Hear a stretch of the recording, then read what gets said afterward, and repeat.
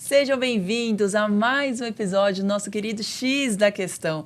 Eu e Cleverson Pereira, é uma honra tê-lo aqui conosco mais uma vez, onde a gente transborda aqui nessa nossa mesa do bate-papo informações e muito conhecimento com o nosso convidado. Antes do Cleverson apresentar o nosso convidado de hoje, a gente sempre dá aquele recado que talvez você esteja cansado de ouvir, mas eu não, de te lembrar. Se você não segue o nosso canal do YouTube, siga aqui, clica aqui no joinha aqui embaixo, porque assim que sair um novo episódio, você vai receber a notificação no seu celular. Então se inscreva e deixe os comentários também no nosso episódio, o que você está achando, se está legal, se não está, pergunta que você gostaria de fazer para o nosso convidado e assim por diante. A gente gosta de ter essa interação aí com você. E não esquece de seguir a gente também lá no Instagram. Agora, Cleverson Pereira. Liana Leite. Quem temos hoje aqui para que a gente aprenda mais um pouco? Como sempre, os nossos convidados, eles são selecionados com muito carinho e principalmente com o foco de levar boas informações para você. E esse grande médico que está aqui conosco hoje, ele é conhecido por uma obra que ele construiu ao longo do tempo dele, principalmente num assunto que é muito pauta hoje. A gente vê muitos artigos, muitas reportagens, enfim, e muitas pessoas também profissionais falando em redes sociais sobre a cirurgia plástica. Então, olha só para a chamada. Ele, além de professor, né, de faculdade, ele fala em faculdades, ele dá aula em especializações de faculdade de cirurgia plástica. Ele publicou mais de 80 artigos. Ele é formado pela Escola Ivo Pitangui, o maior cirurgião plástico aí que o Brasil já teve. Também autor de diversos livros de cirurgia plástica. É membro também de diversas academias e sociedades de medicina voltadas à cirurgia plástica. E hoje aqui com a gente tem a honra de receber o nosso querido doutor Juarez Moraes de Avelar. Doutor, obrigado pela presença. É um prazer estar com vocês aqui. É um prazer. Prazer é nosso. Vamos dividir conhecimento aqui. Vamos dividir conhecimento. Que bom. E antes da gente aprender muito mais ainda com o senhor, a gente sempre começa perguntando ao nosso convidado como que ele começou, como que integrou, no seu caso, a medicina na sua vida. Como é que foi lá atrás? Lá atrás. Eu tinha 5 anos de idade, morava num povoado pequeno, de pouco mais de 500 habitantes. Era a zona rural da minha cidade natal. E ocorreu um acidente conosco, do acidente doméstico. Meu irmão mais novo, 2 anos mais novo que eu, sofreu uma queimadura. E aquela queimadura naquele local que não tinha hospital, não tinha posto de saúde, não tinha médico, não tinha nem enfermeiro na cidade. Nós ficamos impactados com aquele acidente. E eu tinha 5 anos, comentei com meu irmão, com meus pais. E nós fomos procurar recurso no farmacêutico prático naquele povoado. E naquele percurso, fomos caminhando, comentei com meu pai, com meu irmão, que eu queria quando eu crescesse, queria ser médico para atender os pacientes que precisavam da gente o mais rápido possível, né? Então aquilo ficou impregnado na minha mente. Eu tinha 5 anos de idade, naquela época, né? Povoado sem recurso. E 2 anos depois aconteceu outro. Então meu irmão evoluiu, graças a Deus, foi muito bem cuidado, medicamento caseiro, etc. Evoluiu muito bem, não ficou sequela nenhuma nele. 2 anos depois eu fiz um entendimento com meus pais. Eu estava em idade escolar e eu sugeri a eles que eu não fosse para a escola, não como rebeldia, porque eu sabia que eu queria ser médico, para ser médico tem que estudar muito. Então, com 7 anos, eu negociei com meus pais para eu não ir para a escola, para ajudar minha mãe a cuidar dos 2 irmãos mais novos, inclusive um deles que tinha sido queimado, e também os afazeres domésticos, né? E nessa atividade laborativa com minha mãe, mesmo com minha mãe que era costureira, meu pai era alfaiate, minha mãe era costureira, ela fazia calça, meu pai fazia o paletó, né? Naquelas anotações, etc., eu era muito curioso, perguntava para ela. Essa iniciativa foi minha, com a anuência deles, né? De eu não ir para a escola aos 7 anos de idade, eu estava em idade escolar. E com aquilo, no final do ano, eu fui alfabetizado. Quando fui fazer meu ingresso no grupo escolar, eu já fui aprovado e entrei no 2º ano. Então, ela me alfabetizou. Então, no meu currículo, na minha vida, a minha mãe foi minha primeira professora. Que bacana, que legal. Isso, ai, que sensacional. Isso era natural de... De Minas, de Tuiutaba. Minas, Tuiutaba. Nesse povoado que nós morávamos, era o município de Tuiutaba, uma zona rural, né? Mas o senhor se formou em medicina no Rio, né? Formei no Rio de Janeiro. Lá na minha cidade eu estudei o ginásio, depois fui para Uberaba, estudei o científico, e fui atraído para ir para o Rio de Janeiro, exatamente pelo um fator determinante, foi aquele incêndio que ocorreu no Rio, em Niterói, em 17 ou 19 de dezembro de 61. Eu tinha terminado o científico, então aquele episódio, mais uma vez, a queimadura me atraiu ingenuamente para estudar no Rio de Janeiro. Então fui para o Rio de Janeiro, fiz vestibular, fui aprovado, e alguns anos depois, quando eu ingressei na cirurgia plástica com o Dr. Pitangui, eu tive a oportunidade de atender vários pacientes daquele dramático incêndio, que só no dia morreram 800 pessoas, normalmente crianças, né? E muita sequela, queimadura de rosto, de mão, de orelha. E então eu morava na Santa Casa do Rio, do serviço do Dr. Pitangui, e depois também morei na clínica dele. E eu tive a oportunidade de atender vários pacientes daqueles decorrentes daquela tragédia que ocorreu em dezembro de 1961. Caramba, que interessante, né, Kleber? Assim, através de uma necessidade dele, pessoal dele, menino ainda, criança, sentiu um despertar lá dentro, falou, não, quero resolver esse problema. E a vida toda eu paguei aquele meu pensamento, aquela minha decisão de vida aos 5 anos de idade. Verdade, foi decisão de vida. Doutor, eu tenho uma curiosidade, porque assim, eu vejo que as pessoas que sofrem um acidente, no caso que o senhor está falando de queimados, no caso, ele vai ali para o hospital, ele nem sabe o que vai acontecer com ele, né? Então ele está lá, está na mão do médico, né? E o médico ali é quem pode, né, dar para ele uma solução. Eu sempre tenho curiosidade assim, né? Que quando acontece algo como isso, o que o médico pensa? Primeiro ele vai lá, avalia, ou digamos assim, o que aconteceu, para depois ele pensar em algo, quantas cirurgias serão feitas para melhorar. O que o médico faz? Ou no primeiro momento ele só quer resolver aquela questão emergencial? Não, inicialmente tem que atender na emergência do tratamento, né? Para recuperar a vida. Tem que salvar a vida. Perfeito. E numa fase posterior, que reconstrução, que cirurgia vai ser necessária, que varia de caso para caso. Né? Não existe um padrão definido de quantas cirurgias precisa fazer. Qualquer que seja o órgão, né? O nariz, o boca, a orelha, a face, o membro, né?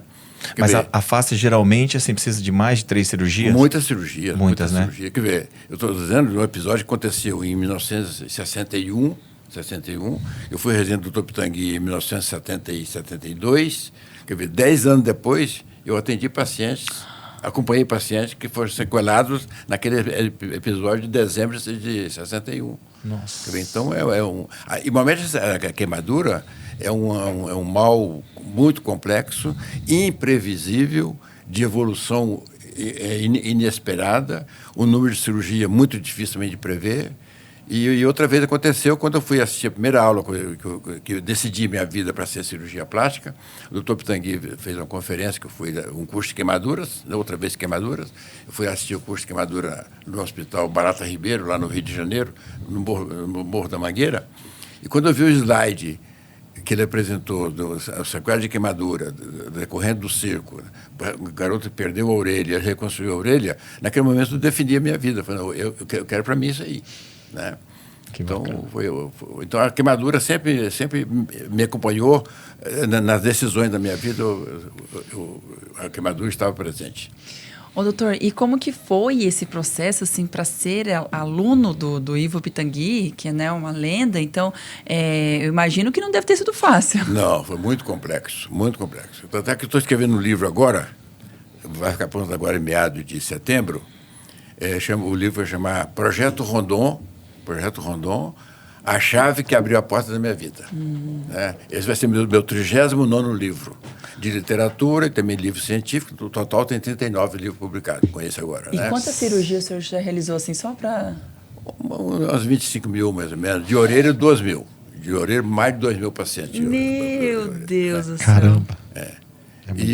Então, você perguntou com relação ao meu acesso. Isso. Aconteceu o seguinte, então eu estava na faculdade, eu me interessei muito pelo aspecto humano da profissão, pela qual eu lutei a vida toda para chegar a me formar. E naquela época surgiu o Projeto Rondon, não sei se vocês têm conhecimento, que é um movimento militar que ocorreu na década de 60, surgiu na minha faculdade, na Faculdade de Ciências Médicas do Rio de Janeiro, quando eu estudava. Eu estava no 5º ano, e dava plantão nos hospitais, para o socorro, primeiro para aumentar o conhecimento, segundo para sobreviver, né, para ter uma forma de rendimento. E naquela circunstância, eu vi, então, eu já sabia que eu queria, que eu tinha optado por cirurgia plástica, em decorrência do curso de queimadura que eu fiz com o Dr. Pitangui, né? Eu estava no pronto-socorro, vi um cartaz informando que teria aquele curso lá no Hospital Barata Ribeiro, fui atraído e fui lá assistir. E quando eu terminei, o curso era um curso de 2 meses, aulas toda semana, toda segunda-feira à noite, né? Então, eu fui na primeira aula para conhecer o Dr. Pitangui, para vê-lo. Eu conhecia de nome, mas não sabia quem era ele. Né? Naquele tempo, a televisão não era tão popular assim. Né? Sim. Então, quando ele entrou na sala, eu identifiquei, não, aquele era o Dr. Pitangui, pelo jeito de andar, pela postura, etc. Né? E eu fiquei lá no auditório e assisti a primeira aula, as outras aulas, outros professores que deram aula, e ele voltou a dar aula no encerramento do curso de queimadura. Eu estava sentado na mesma cadeira, na mesma posição lá no auditório, e eu notei que ele me identificou.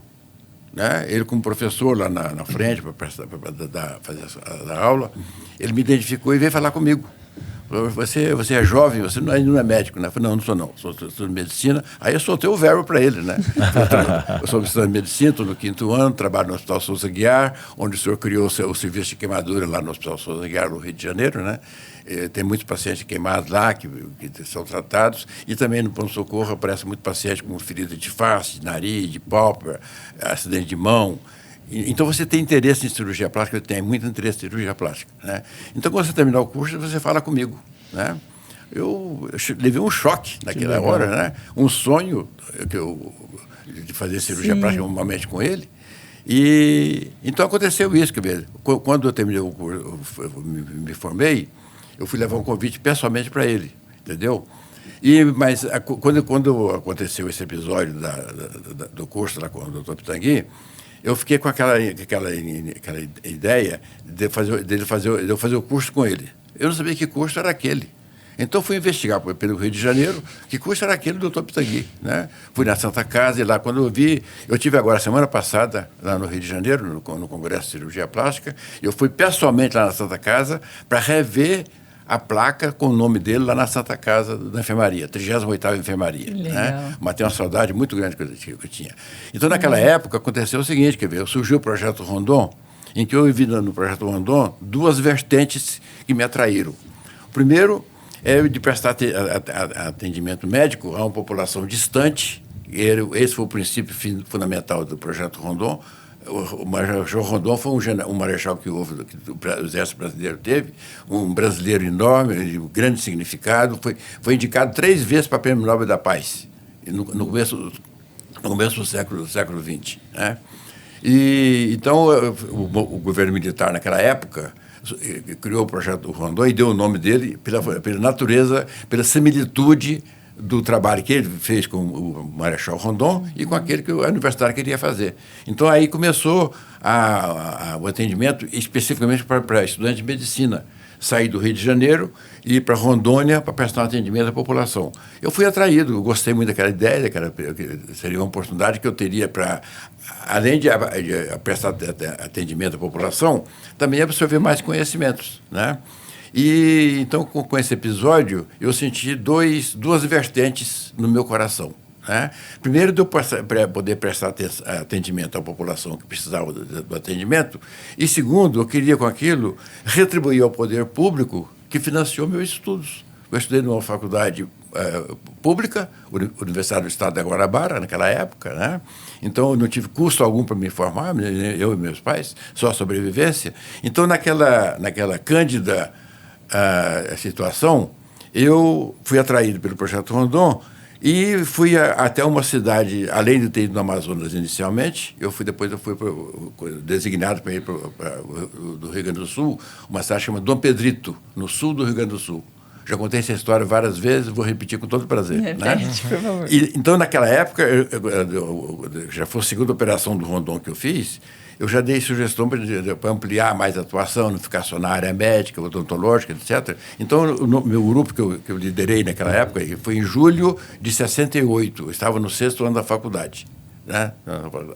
Eu fui a essa cidade de Dom Pedrito, no extremo sul do Brasil, fronteira com o Uruguai, E os colegas da área de agronomia, que faziam parte da minha equipe, nós tínhamos uma reunião todo dia, ao final do dia, fazer uma reunião para poder discutir o que encontrou, o que não encontrou. E os colegas da agronomia me falaram que eles sabiam que eu estava no 6º ano, que eu queria fazer cirurgia plástica. E que eles foram numa fazenda, lá na zona rural, para dar atendimento técnico da agronomia e veterinária, e era a fazenda de um cirurgião plástico de Porto Alegre, que tinha fazenda lá em Dom Pedrito. Ele morava em Porto Alegre, mas tinha uma fazenda, propriedade rural e urbana também, lá em Dom Pedrito. E falaram para ele que o coordenador do Projeto Rondon, que era eu, queria fazer cirurgia plástica. Então, eles agendaram lá uma reunião. Eu sozinho fui na casa do cirurgião plástico, lá em Dom Pedrito, conversamos com ele durante 15 minutos. 15 minutos, eu perguntou o que eu estava fazendo lá, o que era aquilo, etc. Tal, eu expliquei.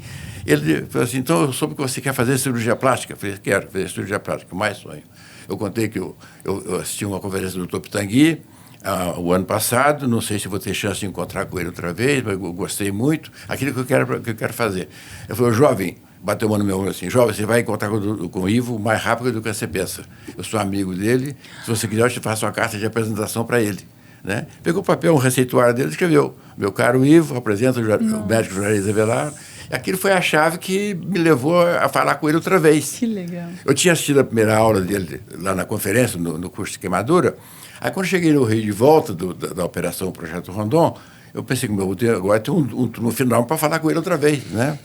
Então, eu liguei para a clínica dele, agendei um horário para ir lá falar com ele. Ele me recebeu muito bem, né? E pegou a carta, chama Demetrio Xavier, esse cirurgião plástico, já faleceu há muito tempo. Eu encontrei com ele só uma vez na vida. Só uma vez, só essa vez. Falamos durante 15 minutos somente, né? Ele me confiou uma carta de apresentação para o Dr. Pitangui. Então, ele falou assim, mas o que tem a ver você com o Demétrio e com o Projeto Rondon? Aí expliquei para ele o que era e tal. Ele pegou a carta, olhou, falou assim, você não é aquele rapaz do curso de queimadura do ano passado? Eu falei, sou eu mesmo. Ah, então tá bom, então você vai fazer o curso comigo. A essa altura eu já sabia que curso que era. Era um curso de pós-graduação, numa época que não existia especialização ainda estratificada no Brasil. Ele já tinha um curso de pós-graduação, do Pitangui. Começou em 1960, né? Então, naquele nosso diálogo, eu já sabia que curso era aquele, que eu sonhava em me filiar ao curso e ser cirurgião plástico. Isso foi em julho de 68, né? Aí eu pensei, eu tenho que encontrar uma maneira, um mecanismo estratégico para eu não ficar chato perto dele e também não ficar distante, que ele vai esquecer de mim, né? Naquele ato, eu me formei em 68, em dezembro, então, mais ou menos um mês antes, eu fui lá levar meu convite de formatura para ele. Outra vez eu agendei uma ida na clínica do Dr. Pitangui para levar meu convite de formatura, né? Aí ele pegou o convite, olhou e falou, tá muito bom, você é aquele rapaz do Demetrio, da carta, foi só eu mesmo. Então tá bom, então ele pegou a carta e deu para a secretária. Falou assim, aguarda essa carta para manifestar na formatura dele, e ele vai fazer o curso comigo, né? Aí, naquele momento, eu já tinha um envolvimento muito grande com o Projeto Rondon, que eu tinha assumido o compromisso para ir morar no Amazonas durante mais de um ano, né? E esse ano seria no ano seguinte, que 69, né? Aí ele falou assim, naquele momento passou um raio na minha cabeça, em que eu tinha que falar para ele que eu tinha um compromisso para o ano seguinte, né? Eu cheguei perto do Dr. Pitangui, e ele me propõe fazer o curso. E eu falo que não posso, eu tenho que dar uma explicação convincente, né? Lógico. Aí eu falei, professor, eu sinto muito honrado, quero fazer o curso com o senhor, quero ser cirurgião plástico, mas eu já assumi compromisso com o Projeto Rondon, o Ministério do Interior da época que existia, com a Universidade do Estado da Guanabara, com a Universidade do Amazonas e lá na cidade de Parintins, que naquele tempo tinha uns 6, 7 mil habitantes, né? Hoje é uma cidade grande, tem mais de 100 mil habitantes. E eu tenho um compromisso de morar lá durante um ano para implantar o campus avançado do Projeto Rondon. Eu falo tudo isso no meu livro, toda essa discussão, né? E mas você vai para o Amazonas? Eu li no pensamento dele que estava duvidando de mim, né? Um rapaz vem aqui, quer falar que quer ser cirurgião plástico e inventa de ir para o Amazonas, mexer com o Projeto Rondon, mexer com o índio, né? E lá fui eu, né? Então, eu queria pedir para o senhor, ao invés de iniciar o curso o ano que vem, em 69, começar em 1970. Né? Aí ele falou, pois não, ele pensou muito lá, eu falei, então tá bom, então começa em 70, mas me dá notícia do Amazonas. Né? Aquela frase ficou no meu ouvido outra vez, né? Aí lá no Amazonas, uma bela noite lá, que eu estava de muito trabalho, eu atendia todo paciente, né? Mordida de cobra, de cachorro, de cavalo, queimadura, facada, etc., mordida de peixe, né? Doenças congênitas que eu via várias vezes lá. Eu fiquei lá mais de um ano no Amazonas, naquela circunstância. Aí uma noite eu decidi, não, vou escrever uma carta para o Dr. Pitangui. Vou escrever uma carta para ele, para dar notícia minha, né? Já que ele pediu notícia do Amazonas, vou dar. Então, de lá, Parintins, peguei uma máquina emprestada da prefeitura e escrevi a carta para ele. Pensei, essa carta não vai chegar na mão dele nunca, né? E também, se chegar, ele não vai nem dar ouvido, mas eu vou fazer o que ele pediu. Aí escrevi a carta para ele, né? E, para minha surpresa, mais de um mês depois, chegou a carta dele, ele respondendo a carta para mim, lá em Parintins, né? E não só respondeu a carta, como me perguntou, escuta, me alegra saber do seu trabalho aí, etc. Existe chance de eu ir aí para caçar, pescar e nadar no Rio do Amazonas, né? Naquela época não tinha nem voo direto do Rio para Manaus, né? Mas mesmo para Parintins, né? Aí fomos cogitar lá, mas as dificuldades eram muito grandes. E eu escrevi uma carta de volta para ele, dizendo que se ele confirmaria a vontade de ir lá em Parintins, né? Depois ele mandou uma carta à secretária dele, dizendo, o doutor Pitangui não vai poder ir, está com a agenda muito ocupada, mas ele convidou o senhor para fazer uma palestra na clínica dele, para os alunos dele, quando o senhor chegar aqui no Rio de Janeiro, para fazer uma palestra, né? Eu guardei a carta no bolso outra vez, né? Um documento. Tá certo. Aí eu fui ao Rio. O senhor tem essas cartas até hoje? Não tem. Não tem. Infelizmente não tem, né? Eu mudei muito, eu guardei muita coisa, mas infelizmente essa carta. Mas então, quando eu cheguei no Rio de Janeiro, em dezembro daquele ano, de 69, eu tinha assunto do Ministério da resolver, da universidade, e liguei na clínica e agendei a minha palestra lá, né? Eu tenho o diploma do documento que dei a palestra lá, né? Dia 10 de dezembro de 69, né? Essa memória é impecável. Incrível. Aí ele me recebeu muito bem também outra vez, estavam lá os alunos do curso dele e os professores do curso. Então eu dei aula para os meus colegas futuros e para os meus futuros professores sobre o Amazonas, né? Ele gostou muito do papel social que eu estava fazendo lá, me apresentou com muita distinção e com aquilo lá eu já fiquei tranquilo de que eu realmente faria o curso de pós-graduação com ele. Eu corri um risco muito grande de ele não querer aceitar aquela minha explicação, mas, na verdade, eu estava lendo o pensamento dele que estava desconfiando de mim. Né? Que história é essa? O cara vem cá fazer o curso de cirurgia plástica e quer mexer com a Amazônia. Aí, então, no ano seguinte, eu já ingressei no curso e, por coincidência, no curso de pós-graduação, eu encontrei alguns pacientes que tinham sido operados lá na clínica, tanto de queimadura como de mordida humana de orelha, que é amputação de orelha por mordida humana, que me chamou a atenção, né? Porque lá no Amazonas eu vi atendi 3 pacientes sem orelha. Um nasceu sem orelha, o outro perdeu a orelha numa queimadura e o terceiro mordida de animal, mordida de cavalo. A mocinha perdeu a orelha. Eu não operei aqueles 3 pacientes, mas eles ficaram impregnados na minha mente de que existia uma patologia chamada orelha. Né? Existia um órgão, existia uma deformidade e que era passível de ser reconstruída. Aí eu levantei aqueles pacientes na Santa Casa, mostrei para ele gostou muito. Não, lá na clínica eu tenho mais pacientes que eu operei.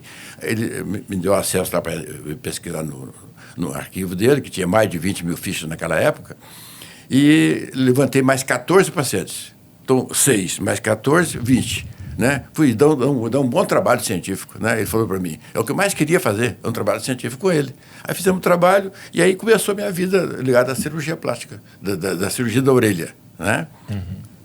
E só de orelha são 2? Mais de 2.000 pacientes que eu já operei, 2.000 cirurgias que eu fiz, né? Isso é muita cirurgia. Ao longo da minha vida, nós estamos falando de 1970, quando eu comecei lá na clínica do Dr. Pitangui, do serviço. Eu comecei em São Paulo em 73, que eu mudei para cá. Aí, então, com esse passo inicial ligado à cirurgia da orelha, eu dediquei muito, eu estava contestando, eu tinha uma visão crítica de que o que estava escrito nos livros não correspondia à necessidade dos pacientes. Tinha muita complicação, muita cirurgia para fazer uma reconstrução. Quer dizer, eu não sabia qual era o caminho para chegar num ponto lá no infinito, né? Mas eu sabia onde eu queria chegar, ligado à cirurgia da orelha, né?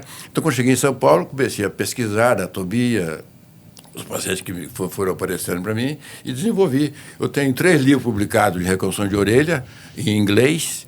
Os 3 livros no mundo são meus, né, de reconstrução de orelha. E publiquei vários, sobre o mesmo assunto, em vários outros livros meus, né? Caraca, doutor. Incrível, né? Nossa. Incrível. Doutor, fora a orelha, quais são as outras cirurgias assim que o senhor também faz ou fazia? Não, eu publiquei livro de cirurgia de seio, né, de mama, né? Estou terminando agora a revisão da segunda edição. É uma editora alemã, chama Springer. Ela tem mais de 200 anos de atividade. Eu já publiquei 9 livros com ela. Eles me localizaram aqui para escrever um livro sobre reconstrução de orelha. Fiz a primeira edição, depois fiz uma segunda edição. Depois fiz uma cirurgia de abdômen, que também que eu fiz, cirurgia de face, também que eu fiz. E de face, embora a editora seja alemã, mas ela só publica livro em inglês. E aquele meu livro de face, a editora me pediu para traduzir para alemão. Então ele é em inglês e o mesmo livro publicado em alemão, né? E dos livros de orelha que eu publiquei, o governo chinês me mandou um e-mail solicitando autorização para traduzir um dos meus livros para chinês. Está em fase de conclusão já agora. Que bacana. Nossa, incrível, doutor, né? que chique. Chique Muito, muito, muito chique. É. E deixa eu perguntar para o senhor, de aprendizado diretamente com o Ivo Pitangui foram quantos anos? 3 anos. 3 anos. 3 anos E o que no que o curso senhor- de pós-graduação. E o que o senhor herdou, assim, uma técnica que você olhou assim e falou, isso aqui eu carrego até hoje, que eu aprendi com ele? Curiosidade, disciplina e trabalho. Aprendi Legal, com ele, né? legal. São 3 aliados que eu tenho, né? É o tempo, eu faço no tempo o que eu quero fazer com ele, né? A disciplina e a organização. E trabalhar muito, né? Eu trabalhar muito. O senhor não parou até hoje? Não parei até hoje, nem quero parar. Olha lá, olha. Nem quero parar. Olha lá, Nem quero tá parar. certíssimo. Por isso que tá jovem, tá? Não, e uma Vital. memória... Não, eu tenho 83 anos. Mas o senhor tem uma vitalidade de gente jovem, né? E a memória do senhor, eu tô incrível. abismada. É incrível a memória. Então, esse livro vai sair agora, é um livro literário, né? Quase que uma autobiografia. Eu relato todos esses detalhes que eu estou te contando para vocês aqui, está descrito no livro. Vai sair agora, em meados de setembro, né? Projeto Rondon, a chave que abriu a porta da minha vida. Por que a chave? Porque foi no Projeto Rondon que eu encontrei um veículo para retribuir ao poder público o que eles fizeram por mim de maneira impessoal. O mesmo favor que eu recebi, eu tinha um colega lá que tinha carro, que tinha casa para morar, etc. Né? Então, mas eu, dentro da minha visão, eu queria retribuir ao poder público o que fizeram por mim. Pelo mesmo motivo que eu fui para o Amazonas, né? E nesse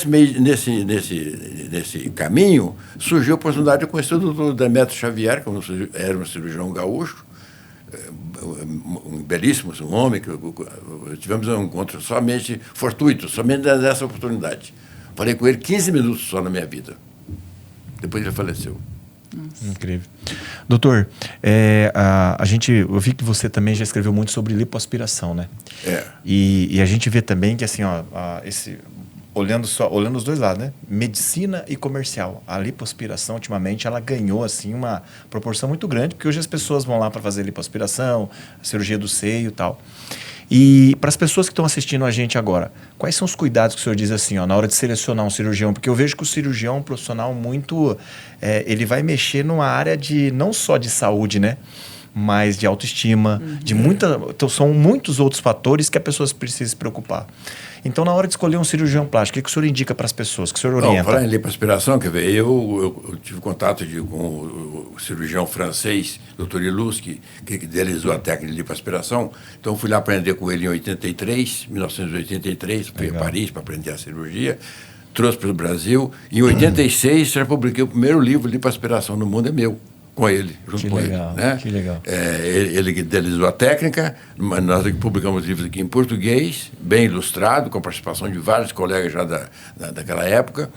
E na capa do livro, eu já botei um desenho que representava a essência da técnica, né? Que é a minha mão esquerda, pinçando aqui a dobra do abdômen e a posição da cânula para fazer a lipoaspiração.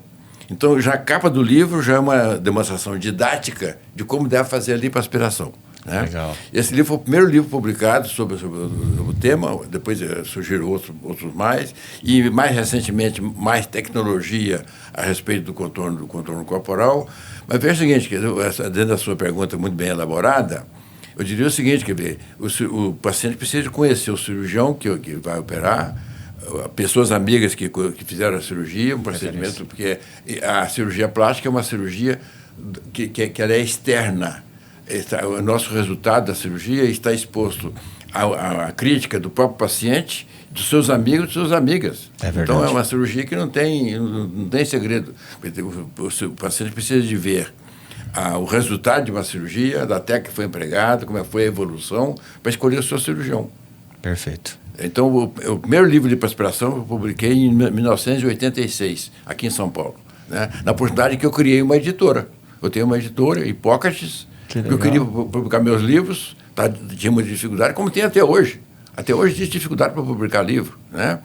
Então, eu tenho a editora Springer, da Alemanha, uma editora mundialmente conhecida. Meus livros, esse de Fácil da Mama, ultrapassaram 106 mil downloads. 106 mil downloads. Razão pela qual estou publicando a segunda edição. Que legal. É. Nossa, Cleverson. Não, e tudo isso aqui, tudo isso que eu estou descrevendo, foi uma consequência da minha convivência com o Dr. Pitangui. Ele era um cirurgião que se identificou como cirurgião plástico e como preocupado com o aspecto científico da especialidade, da medicina em geral, né? E eu absorvi muito com ele pela avidez que eu tinha de conhecimento e de transmitir. Né? Ele falava muito, eu sigo bem a filosofia dele, o conhecimento não é nosso. Nós somos o hospedeiro do conhecimento, né? Então nós temos que retransmitir. Então tem uma frase minha que eu digo o seguinte: nós não somos proprietários dos nossos conhecimentos, né? É nobre eu poder transmitir. Agora, no meu caso, eu fico mais alegre e feliz ainda de transmitir conhecimento que eu introduzi para a cirurgia plástica, em diversos campos. Nós estamos falando aqui de coisa de 18, 20 livros que eu publiquei só sobre cirurgia plástica. Todos eles eu empresto uma colaboração e são livros inéditos. Eu não vou escrever um livro que já tem no mercado semelhante, entendeu? Não, eu apresento novidade, né? Perfeito. E tem projeto pela frente, para esse ano e o ano que vem. Livros diferentes, né? Que eu não vou dizer agora porque está em fase germinativa. Tá lá. Esperto, doutor. Tá certo, tá certo. Imparável. O doutor, tem algum caso, assim, que cirurgia mexe muito com o emocional, lógico, da pessoa? E o senhor deu para perceber nessa ação lá, que o senhor relatou para a gente, de devolver o que o governo fez, o senhor tem um lado muito humano. Teve algum caso que mexeu, assim, com o senhor?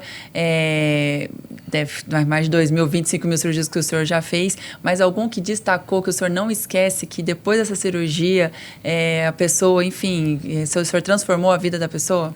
Existe, né?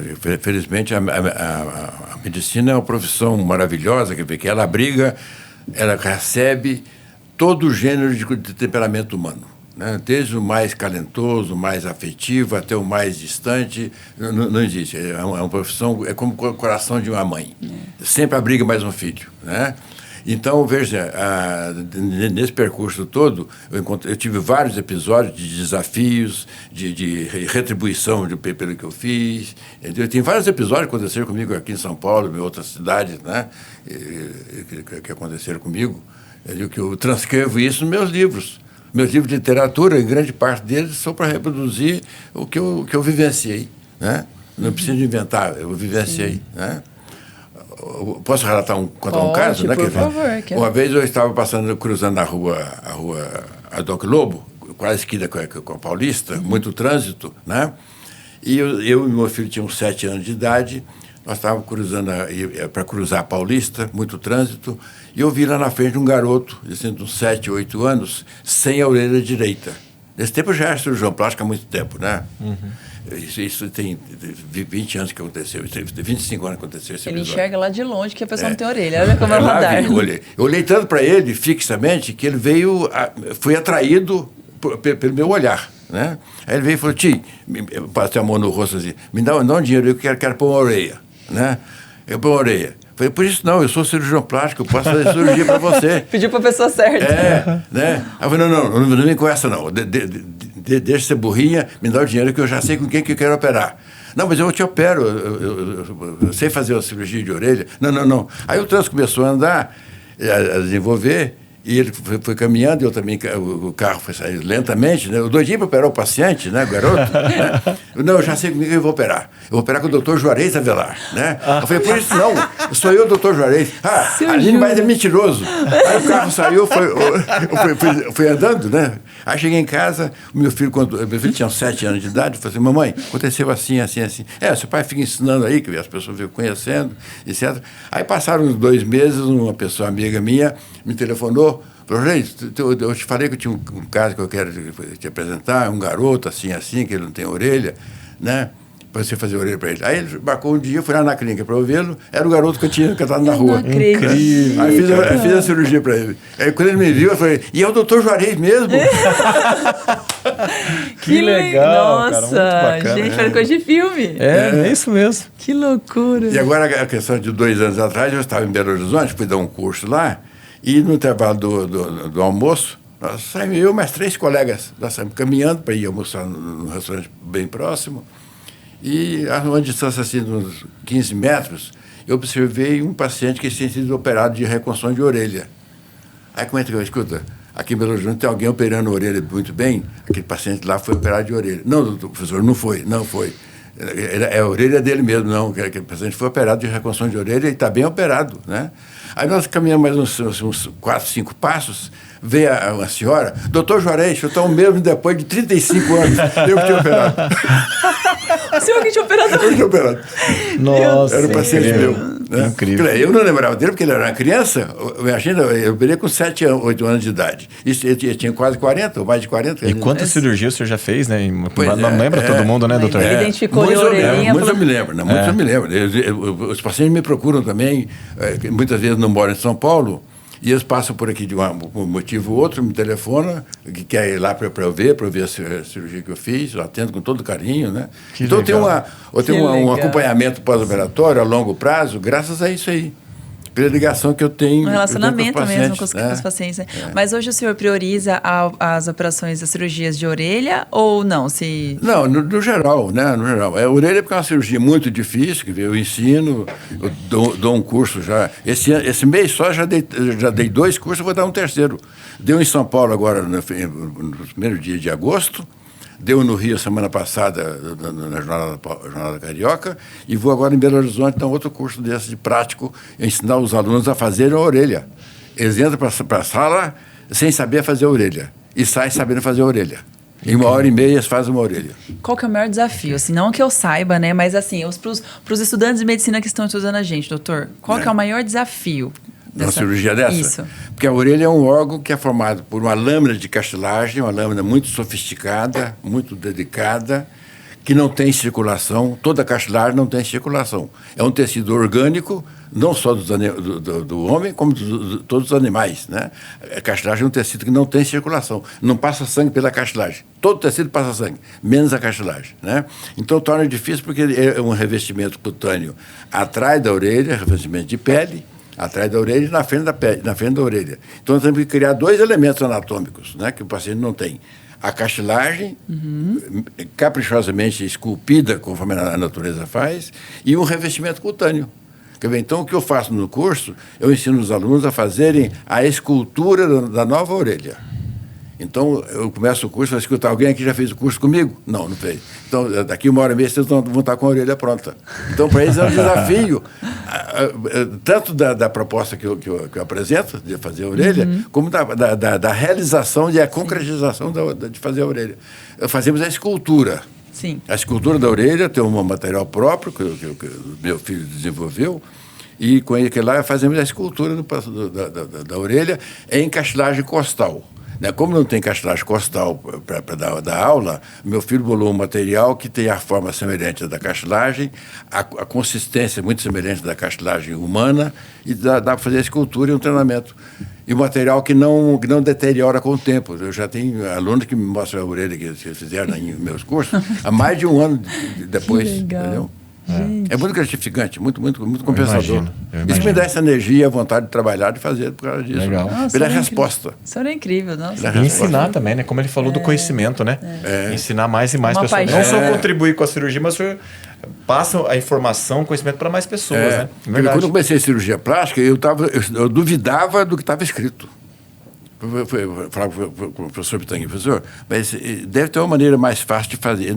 Aprende o que está no livro, depois você inventa. Né?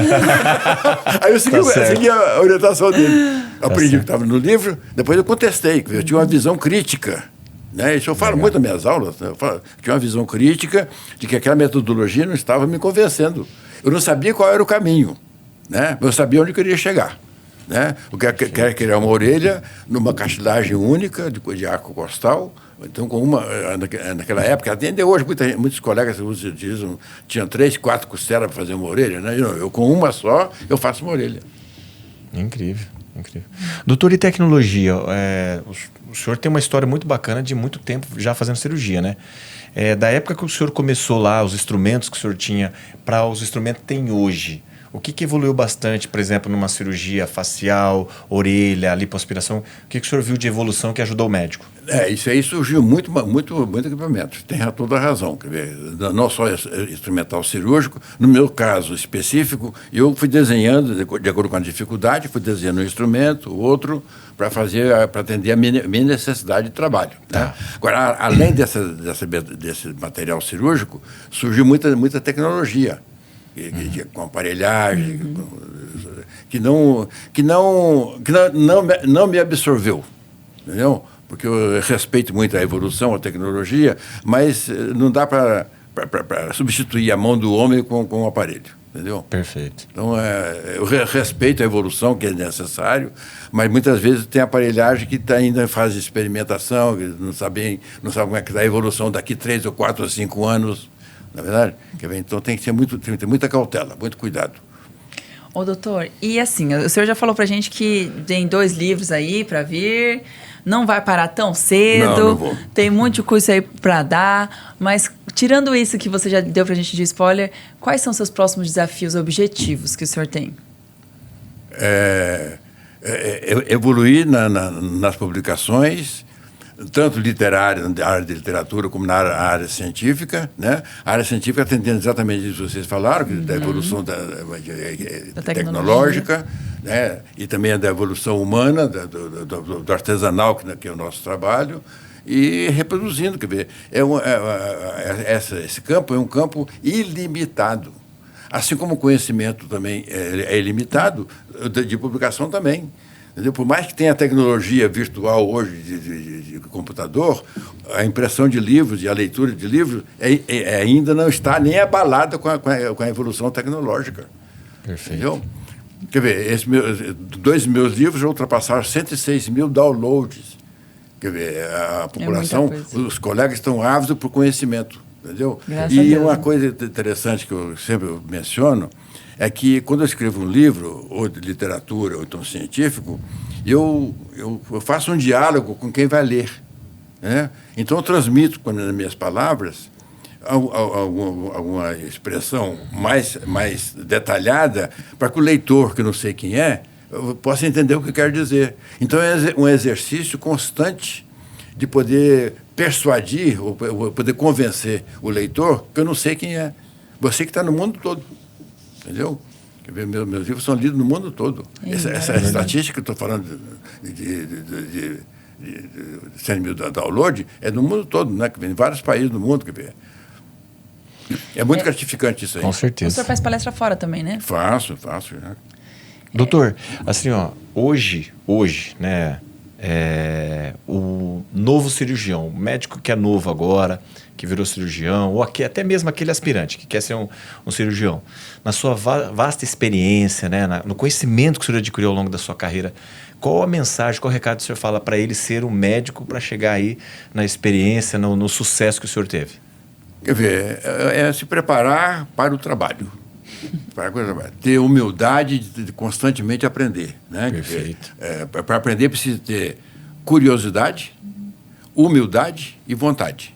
Então a gente não pode perder esses 3 tópicos da vida. Né? Tem que ter humildade de aprender, se preparar para o exercício profissional e ter humildade de avaliar os resultados que foi dos seus pacientes, do resultado a médio e longo prazo, e reproduzir aquilo que lhe parece de melhor condições de vida. Né? Maravilha. Perfeito. Vamos? Vamos para o bate? Vamos para o bate-bola? Doutor, ó, eu vou fazer algumas perguntas aqui pro senhor. Pensou, você responde, tá? Tá ok. Vamos lá, então. Vamos ver. Bonitinho. A cirurgia mais desafiadora que o senhor já fez? É uma queimadura de orelha com amputação total de tecidos da face. É um desafio muito grande. Já operei vários pacientes dessa forma, mas é um desafio muito grande. E uma cirurgia dessa dura em torno mais ou menos de quantas horas? 8 horas, às vezes. Nossa. 8 horas, né? Sem parar. Uma cirurgia regular de reconstrução de orelha demora 5 horas. Uma cirurgia regular. Um paciente com anomalia congênita, nasceu sem orelha, faz uma orelha para ele, é uma cirurgia de 5 horas. Agora, um paciente traumatizado, com feridas extensas, realmente, às vezes, gasta 7, 8 horas fazendo a cirurgia. Meu Deus do céu. Se pudesse operar qualquer personalidade histórica, qual que o senhor escolheria? Aquela que confiasse em mim. Oh, boa, boa. Excelente. Livro de cabeceira do consultório. Meus livros estão sempre comigo. Os meus. Senhor. E livro de cabeceira na sua casa? Eu tenho uma pletora, eu tenho um volume grande de livros que meus colegas me dão, meus colegas, tanto médicos como não médicos, né, de literatura. Então, eu recebo muito livro de doação dos meus colegas. Mas só uma curiosidade, fora os livros de medicina, qual que o senhor gosta de ler, assim? Romance? Romance. Né? Eu também escrevo romance, né? Também já escrevi vários romances. Que legal. Né? Que legal. É que eu vi aqui na Biblioteca dele. Tem um, né? É verdade. Decorrente também de paciente meu.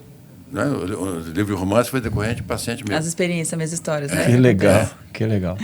A pergunta mais inusitada que o senhor já recebeu de um paciente? Doutor, que cirurgia eu devo fazer? Boa. É uma pergunta, como eu falei, não tem resposta. É preciso que o paciente se veja em casa, no espelho, analise e venha para o cirurgião plástico já com um diagnóstico definido. Perfeito, o que ele quer, né? Porque se não for assim, é um mau paciente, entendeu? É um mau paciente. Aí, Perfeito. tá vendo? Fica a dica. Excelente. Viu? Dica boa. Uma viagem que o senhor fez e voltaria todo ano? Para o Japão. Japão é... Legal. Um hábito da juventude que você nunca abandonou? Conviver com meus pais, com meus tios, com meus familiares. Embora muitos deles já não estão mais aqui, meus pais especificamente, né? Eu guardo com muita lembrança no coração, não tem saudade. Essa palavra é muito nostálgica para mim. Né? Eu tenho muitas lembranças boas, agradáveis, que convivo com ela, na ausência, né? No vazio. As memórias, né? Na memória. Maior presente que a medicina já te deu? Poder trabalhar. Não vai parar tão cedo. Não. E se não fosse médico, o senhor seria? Médico. Sensacional. E um conselho para quem acha que cirurgia plástica é só vaidade? É entender melhor a relação entre corpo e alma.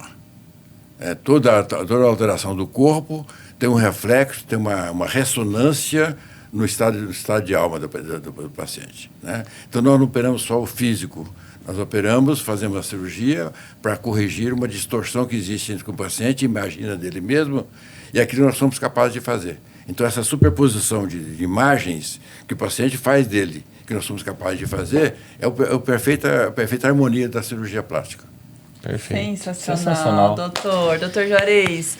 Nossa, foi incrível, hein? Nosso bate-papo foi uma delícia. O senhor é incrível, essa vitalidade, jovialidade que o senhor tem, que permaneça por muitos anos, que muitas pessoas e jovens médicos possam ter oportunidade de aprender com o senhor. Me deu até vontade aqui, falei assim, não é de voltar a estudar, né? Mas passou, tá rápido, que eu sou preguiçosa. Doutor, é um prazer ter você aqui com a gente, tá obrigado, bom? Foi um prazer enorme. Obrigada pelo seu tempo. Obrigado de coração mesmo. Foi uma aula aqui, um aprendizado, né? Não somente da parte técnica de medicina, mas também da vitalidade, né? Do prazer, do brilho nos olhos. É a paixão, né? A paixão. Por fazer medicina. Então, parabéns. Eu transmito isso nos meus livros, eu acredito, né? Porque é para ter aceitação de colegas do mundo todo, que eu nem conheço. Eles me conhecem de nome, falam de nome, né? É verdade, com certeza. E agora, além dos seus livros, nessa câmera aqui, como as pessoas fazem para encontrar o Dr. Juarez? Seus contatos. Meu contato? Meu consultório é na Alameda Gabriel Monteiro da Silva, 620. Tá. Né? Tem site lá, doutor? Tem site. Pode falar, então. Não, depois falamos. Ah, então tá bom. Então ele deixa aqui, a gente deixa aqui. É muita agenda. A agenda tá cheia. Põe aqui. Vamos dar uma filtrada, né, doutor? Perfeito, doutor. Muito obrigado. É um prazer enorme, viu? Tá bom? Obrigado. Liana. Então vamos lá, gente. Esse é o Dr. Juarez. Espero que você tenha aprendido muito com a gente, assim como o Dr. Juarez aqui transbordou pra gente. E a gente te espera no próximo episódio do nosso X é Questão.